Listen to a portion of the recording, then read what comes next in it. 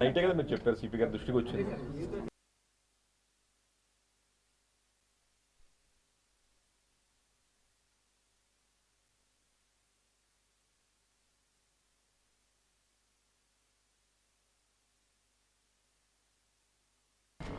మనకు మొన్న 4వ తారీఖున ఎస్ఎస్సి ఎగ్జామినేషన్స్ మనకు వైజాగ్లో జరిగినాయండి.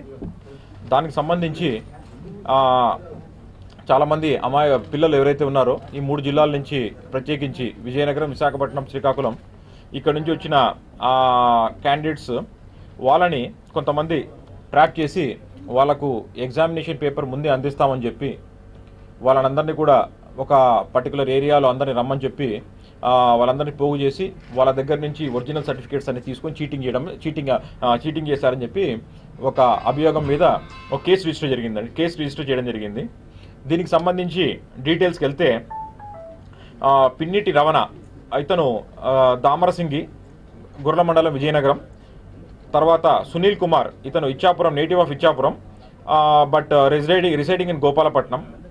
తర్వాత అప్పిని కాంతారావు, శ్రీకాకుళం, సంతబొమ్మాలి మండలం. తర్వాత ముగిడి రామనాయుడు ఇతను ఏపీఎస్పీ కానిస్టేబుల్, మన 16th బటాలియన్ బక్కనపాలెంలో కానిస్టేబుల్గా ఉన్నాడు. తర్వాత జోగురుతు కరుణాకర్ రావు, లావేరు మండలం, శ్రీకాకుళం.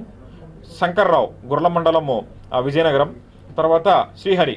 ఈ 6 మంది కూడా, ఈ 7 మంది ఇతనితో పాటు మెయిన్ అక్యూజ్డ్ ఒక అతను ఉన్నాడు, వాని పేరు శేషగిరిరావు. ఈ 8 మంది ఈ వీళ్ళ అబ్బాయిలందరినీ కూడా చీటింగ్ చేయడానికి పేపర్ ఇప్పిస్తామని చెప్పి చీటింగ్ చేయడం జరిగింది. దీంట్లో A1 ఎవరైతే శేషగిరిరావు ఉన్నాడో ఇతను సునీల్ కుమార్ ఇద్దరు వైజాగ్లో ఉంటారు. వీళ్ళు ఆ పిన్నిటి రమణ, తర్వాత ఇప్పుడు చెప్పిన పేర్లు అందరితో కూడా కలిసి ఒక్కొక్కరికి ఒక 10-15 మంది క్యాండిడేట్స్ని పోగు చేయమని చెప్పి, ఎవరైతే కాన్ఫిడెన్షియల్గా ఉంటారో వాళ్ళందరినీ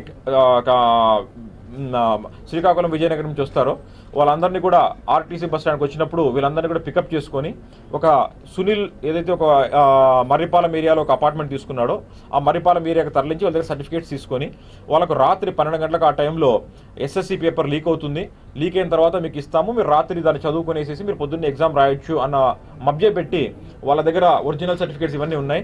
ఆ ఒరిజినల్ సర్టిఫికేట్స్ అన్ని తీసుకోవడం జరిగింది. మళ్ళీ రాత్రి 12 గంటలకు వాళ్ళు ఏమైందని క్వశ్చన్ పేపర్ అడిగితే క్వశ్చన్ పేపర్ మళ్ళీ తెరవాలజామున వస్తుంది, పొద్దున ఇస్తామని చెప్పి వాళ్ళకి ఆ విధంగా చీటింగ్ చేసి వాళ్ళ దగ్గర సర్టిఫికేట్స్ తీసుకోవడం జరిగింది. వాళ్ళని వీళ్ళంతా కూడా డిఫరెంట్ డిస్ట్రిక్ట్స్, అది 3 జిల్లాల నుంచి వచ్చినప్పుడు వీళ్ళందరి దగ్గర నుంచి కూడా కాపీస్ తీసుకొని ఒకవేళ వాళ్ళు సెలెక్ట్ అయితే వాళ్ళ దగ్గర నుంచి 2 నుంచి 3 లక్షల రూపాయలు వసూలు చేసేటట్లుగా వీళ్ళతో అందరూ కూడా ఒక వ్యూహరచన చేయడం జరిగింది. వీళ్ళ మాటలు నమ్మి వీళ్ళ దగ్గరికి మొన్నటి రోజున 60 మంది క్యాండిడేట్స్, అప్రాక్సిమేట్లీ 60 to 70 మెంబర్స్ రావడం జరిగింది. వాళ్ళందరినీ కూడా ఇక్కడ పెట్టడం జరిగింది. సో దీంట్లో మెయిన్లో 8 మెంబర్స్ అక్యూజ్డ్ ఐడెంటిఫై చేస్తే 7 మెంబర్స్ని అరెస్ట్ చేశాం. ఎవరైతే ఇంకా శేషగిరిరావు ఎవరైతే ఇంపార్టెంట్ ఉన్నాడో అతని దగ్గర అతను ఇంకా మనకు అబ్స్కాండింగ్లో ఉన్నాడు, అతనికి ఇంకా తీసుకోవాల్సింది ఉంది.